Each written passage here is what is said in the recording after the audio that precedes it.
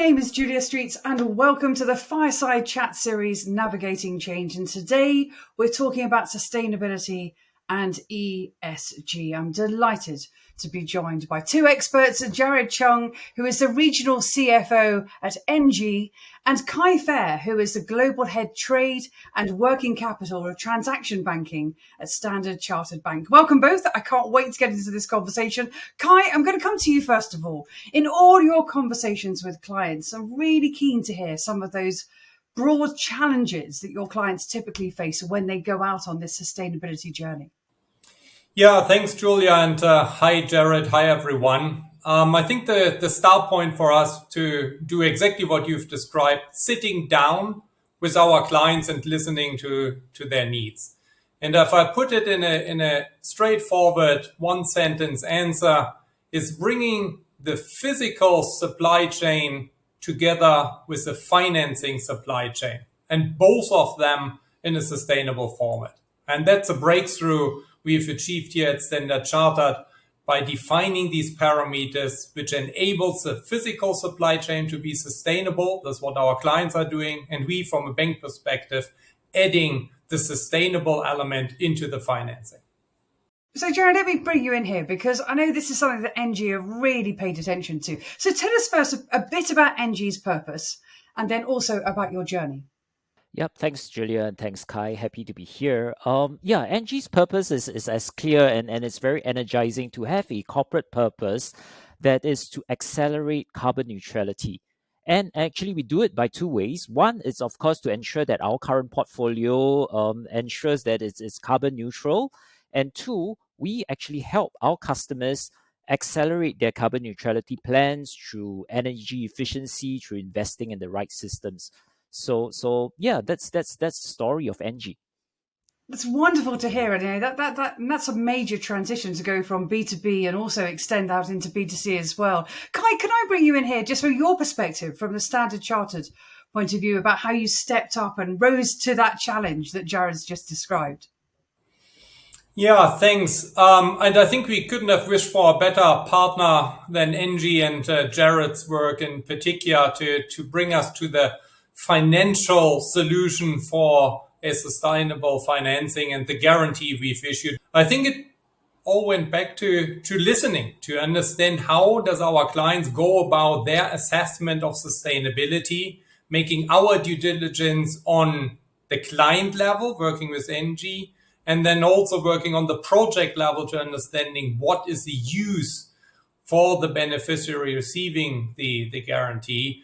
And the client was extremely transparent with us, explaining how important sustainability is, how they went about and how they've chosen the project. Same, which we have the work here with Singapore on working on the project itself, identifying the sustainable elements. All of that brought us to the transparency level we have to reach in order to have a sustainable end use. Because what we wanted to avoid is a situation where we get questions in terms of greenwashing something. Is this the right project, etc.? So making the due diligence jointly with the client, having a framework, and I believe we will touch on this later, is an absolute crucial aspect to getting sustainable financing right. And again, we couldn't have wished for a better partner than NG. Well, I wonder if we can take a moment to expand on that a little bit further in terms of the question of impact. I'm very keen to hear,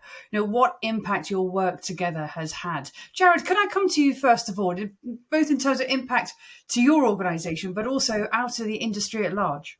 We want to work with customers on scalable projects. So one of the projects that we actually do is with a joint venture with Logos, which is a warehouse logistics fund. And by doing so, having a joint venture with them, we actually roll out on multiple markets, on multiple locations, millions of solar rooftops on their warehouses here in this region.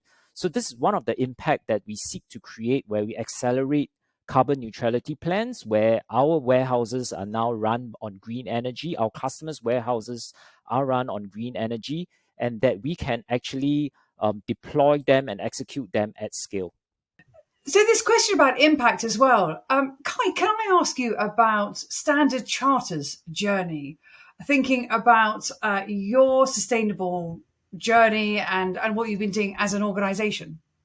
Yeah, great question. So one, I'm usually proud on what Team Trade brought together by launching this year our sustainable trade finance agenda.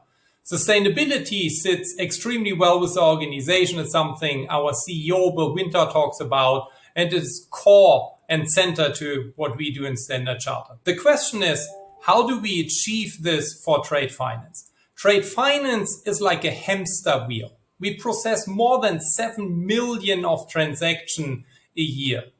How do you make a due diligence? How do you ensure that you are financing, that you are transacting on something sustainable? And that is where the work of Standard Charter defining a framework around sustainable goods, sustainable suppliers, sustainable end users, and transition industry comes to mind. So instead of us becoming the expert for each and every field of sustainability, what we did, we've teamed up with partners who know much better about sustainability and relying on their certification than we can do as a bank. So we work with the BCI, we work with the UTC, part of the Rainforest Alliance. We work with many other partners around the globe, USDA, organic. Again, I've mentioned BCI, the Better Cotton Initiative. All these industry, NGOs, and other bodies who provide certification are helping us to define what means to be sustainable if it comes to sustainable goods. So by leveraging others' help, we achieved transparency and sustainability in the hamster wheel I've talked about. What we do for sustainable suppliers and sustainable end users is making our own due diligence and reviewing with the help of the ESG team in Standard Chartered renewable energy project, energy efficiency, blue economy, and that is what we've done, for instance, here with ENGIE. Most important, we believe we've cracked the code of sustainable finance across these areas I've talked about, and most important, across all the products we as a bank provide, like our peers are providing, documentary trade solution, open account solution. What we have done, finding a solution for each and every product, for each and every situation, and at the same time ensure that we only finance, that we only service what is truly sustainability. The trick here again was using other people and partner knowledge what is sustainable. That is what differentiated us, and that is why we believe we got the concept and the framework right. And I've got two sort of big takeaways from what you were saying there about frameworks and about partnership and working together. But as we know, the road is not always smooth in this ambition for change as well. Jared, can I turn to you with this question? I'd love to hear, for the benefit of the viewers, when they are thinking about setting off on this journey as well, what advice would you give them about how best to successfully navigate a similar need to create and also execute mandate change and also this journey towards greater sustainability? Yes, thanks, Julia. And clearly, I think I point out an example, like here in Singapore, where I'm based in. In Singapore, pretty much you can't have much renewable energy. There's no wind, there's no geothermal, so solar and the government is doing in a big way, introducing solar, and that's great. But pretty much that's it was limited by the size of the land that we have. And so one of the ways that we overcome that is through what we consider energy efficiency. Like what we have this saying in NG that there's no better saving than energy that is being saved. That's no greener energy than energy that's being saved. And so what we're doing with our customers is that we work with large corporates like manufacturers, industrialists, especially for people, for companies that have made carbon neutrality pledges. What we do is we work with them. they actually we work on their utility systems, because they have large they're fairly, and work on in terms of energy efficiency for their utility systems. We undertake the full asset life cycle, and run their operations and maintenance, so that as a manufacturer, they can focus on their manufacturing process and basically outsource their utility systems to us long term, with an energy efficiency guarantee. So that's one of the ways which we do to help our customers accelerate their carbon neutrality plans. Jared, and thank you so much for bringing it to life. I have to say, it's been the most fantastic conversation, because in a short period of time, we've talked about not only NG's core purpose, how Standard Chartered Bank has worked together, the frameworks and some of the structures that Standard Chartered has brought together in order to help clients change, but also to be very mindful of the impact of all this work and what it really means in real terms. So I hope the viewers have enjoyed this discussion as much as I have, and do please tune in for more navigating changing videos as well. But in the meantime, Jared Chung from NG, Kai Fair from Standard Chartered Bank, thank you both for joining me. I've been Julia Streets. Thanks for watching.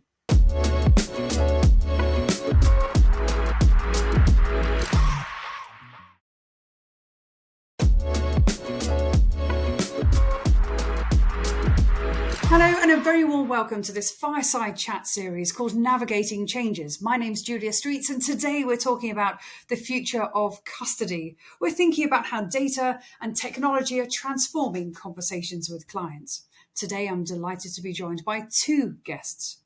First guest is Caroline Butler. She is BNY Mellon's Global Head of Custody, Tax and Network Management. The second guest is Ryan Cuthbertson. He's the Head of Product Management for the Standard Chartered Bank Security Services. So welcome both. Delighted to have you both here. Now, Ryan, I'm going to come to you first of all, if I may. Now, you've been talking a lot to clients, and one of the things you've particularly noted is that whole dynamic between the bank and the client seems to be shifting away from being a simple service provider to being much more of a strategic partner. And I'd like to get your thoughts on what are those high-level industry challenges that your customers are facing?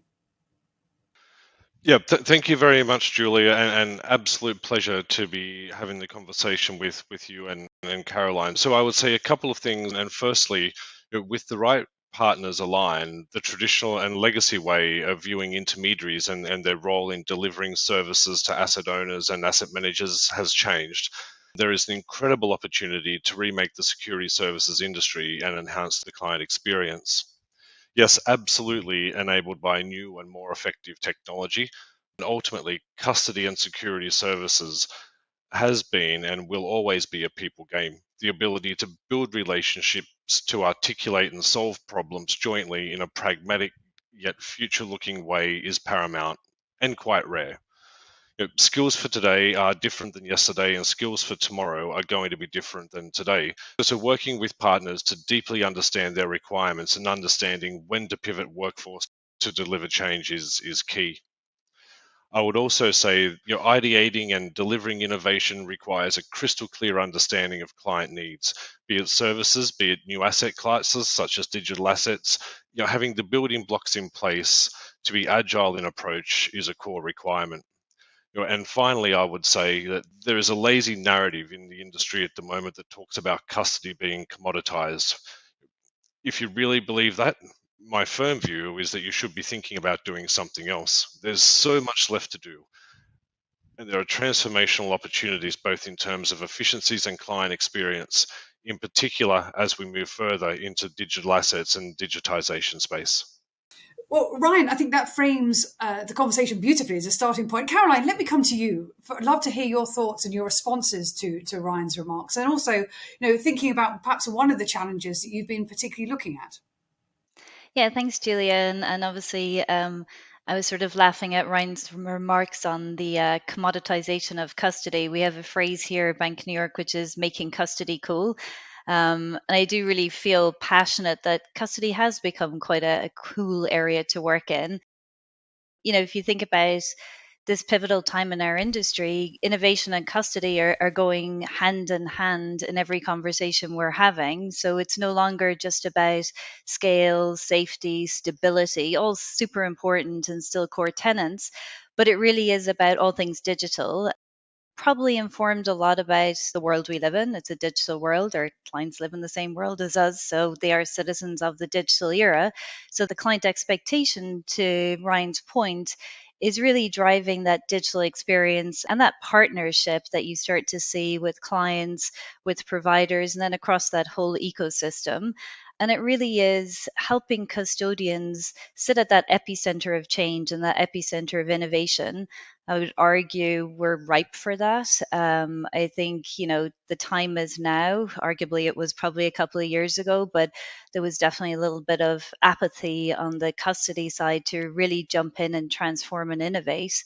And again, I think the backdrop of fee pressures, the digital world we're living in, is really pushing us into that, which is what makes it exciting to be running a custody business. I mean, Ryan and I have talked about this quite a lot, but it really is bringing innovation to the forefront.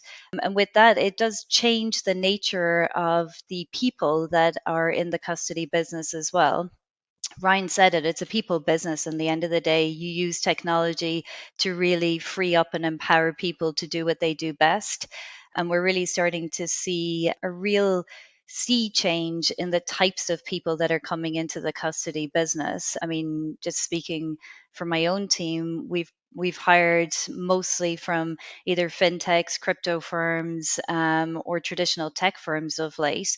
And now we're working on the infusion of core SMEs in the business over the decades with this new talent and trying to harness the best of both and really infuse and cultivate that talent together, which I see both as the biggest opportunity in our business and also one of the biggest challenges, because fintech firms have operated at quite a different pace, banks in particular, given the regulation that is put on us. So I think it'll be quite interesting to see, again, the infusion of the different diverse talents in the custody space.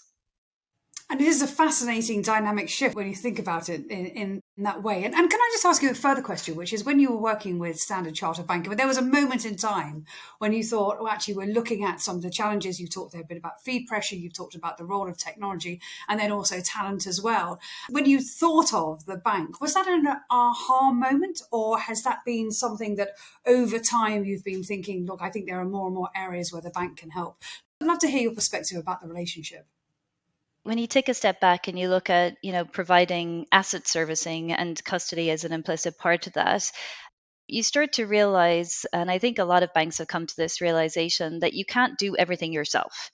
You can't be the expert in all things all the time across all markets and across the diversity of the markets and the diversity of asset classes that our clients invest in. So it really is about picking the best of partners, whether it is fintech partners, whether it is more traditional partners, to access the markets in the best way. And I'm not just talking about pipes and plumbing, because again, the base stakes is to be able to bring a digital experience to our clients and to have digital integration across that ecosystem. But it also is to bring the client servicing aspect. So again, digitization just frees us up to add a better client service to our clients. And really for us, leveraging that as an extension out to our clients. That's what we look to do holistically with our sub-custody network, to make sure that, again, the digital experience is there. We see that as a 101, but really looking at an integrated service offering where we can really bring the best of client service out to our clients. And a really key part of that digitization conversation, data and analytics, always comes up in conversation. I'd love to, if I may, to just ask you some questions around data and analytics. And is that something you've looked at across the board, or have you been focused in very specific areas? Because we all recognize that it has great potential for unlocking opportunity. So I kind of look at data in two different ways. One is, as a custodian, we sit on a powerful amount of data, and it's the ability to give clients access to that data in an easy way, in an expedient way, and in a way that actually translates insights to them so that they can make better decision making. So again, I think where years ago this could have been a differentiator, I think now the role of a custodian is to do that. I think the other side of data for me has a different use. driving all of our processes through a data-centric model enables us to actually connect services across the ecosystem better. So I think before the more legacy framework was point-to-point connections, or it was a little bit process to process. Arguably a tiny bit clunky along that chain, if you like. But now, with all of us starting to think through how do you bring a data centric operating model to play, it enables that, again, interoperability across the full ecosystem. So, not just services that are offered within our own banks, but obviously services that are offered across our banks and or across different players in that ecosystem. So, it enables us to actually connect the services for a client in a much more seamless way and in a much more meaningful way. To me, it comes back to client service in the end of the day. If we're able to give the right level of insights, the right forward projection to our clients, we're elevating our value to a client in a way that isn't just telling them what happened. It's enabling them to predict what may happen given all of the trending that we've seen. So at Bank of New York, and I know at SCB, we work on a lot of things like predictive analytics, whether it's for settlement fails or whether it's for cash availability. And I think those are imperative to the role of a custodian, is to really look at being able to harness that information you have to drive a different level of client service in the future. And Ryan, you were talking about the power of the relationship and how that shifted, from being service providers to being strategic partner, if you like. I'd love to hear your thoughts on, the role that you've played in helping Caroline achieve those ambitions. So I think it comes firstly from wanting to do it. There are people that want to do things and want to make a difference and want to be true partners and want to help business grow. And there are people that don't. So the starting point for me is always, having a desire to do something together and have a crack at changing the ecosystem for the better. Caroline's absolutely right with her comments around data. We refer to it as solving the intermediation lag. Our job is to make sure that Caroline, and importantly Caroline's clients, get the very, very best level of service that they can through the many intermediaries that sit between an investor and an issuer. And so thinking about things slightly differently, we believe that we've been able to elevate that proposition, make Caroline's job a little bit easier, hopefully, along the way, but ultimately give her clients a far better level of service, which makes that business sticky, which makes them feel like they're closer to and connected to the markets. And the advocacy part is, and Caroline mentioned it before, is also incredibly important. So you think particularly around the Standard Chartered footprint, where we're operating in frontier and emerging Far East markets, and where the investors are predominantly sitting in the Western Hemisphere. That's a challenge for them. They don't understand a lot of the time what's going on in Bangladesh or Sri Lanka or Oman or Zimbabwe. And so us being able to provide the right information at the right time through new methods of data transportation is something that we believe is at the center of elevating that client proposition. And one of the topics we've talked about has been common opportunities, unlocking opportunities, and also thinking about the advantages to the end client. I wonder if we could just broaden it out a little bit more and think about the industry as a whole. And Ryan, because I know last year you were holding a number of different think tanks thinking about the benefits for the whole of the industry. Love to hear some thoughts around some of the areas that emerged from those discussions. We have an opportunity to do something on more than a bilateral basis where there's willing players or willing actors within the ecosystem to do so. 5 years ago, even maybe 3 years ago, we probably didn't understand technology enough as it pertains or as it applies itself to security services to make those leaps. There's still a trust issue, right? So if we're talking about having a single golden source of data, a distributed ledger is probably the most sensible place to start with that.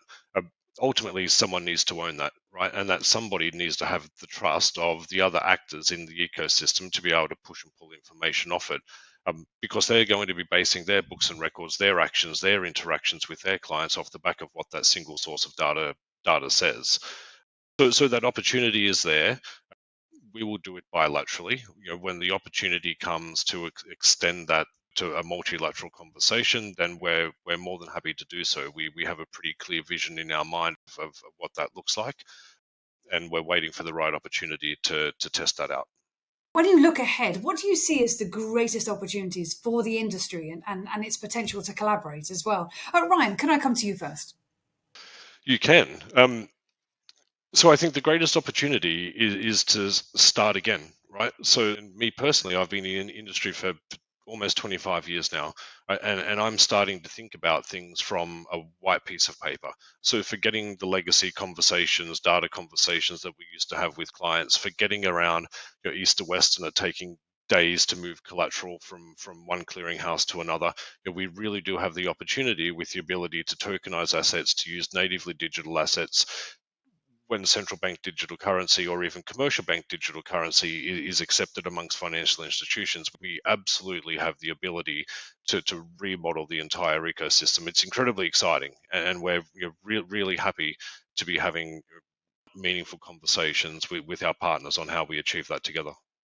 Exactly as you say, there is a really, really fantastic time with great potential ahead. Caroline, I'd love to ask you the same question. As you look down the road ahead, where do you see the greatest opportunities for all?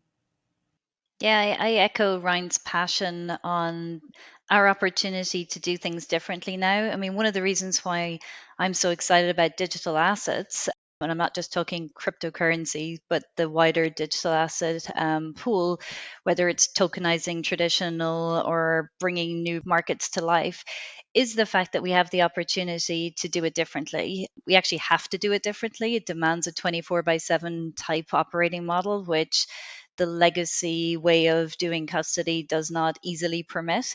And it really gives us that opportunity to step back, because in the end of the day, what is absolutely imperative is not only that we can offer the full breadth of services that clients need as they diversify, whether it's geographically or into different asset classes, but it's the ability to connect across the different ecosystems. So as we storm ahead and start building out a whole architecture for digital assets that arguably is more modern and futuristic, you still have a traditional world that you have to navigate as well. So I think building the bridge between those two worlds that, I personally don't see the traditional space evaporate in a heartbeat. So I think the ability to be able to offer services across is really important, and that's very challenging, right? If you think about it, it is very easy to start up a new company and offer from scratch.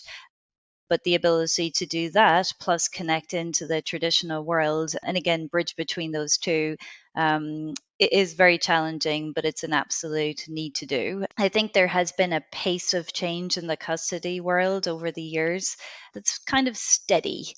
Now I think that pace has to accelerate, akin to the pace that you would see in the more fintech environment, and we've got to be ready and willing to move fast and be agile to whatever comes next, because a lot of what we're doing, particularly in the digital asset space, it's uncharted waters. So the rules of the game, if you like, change quite a lot.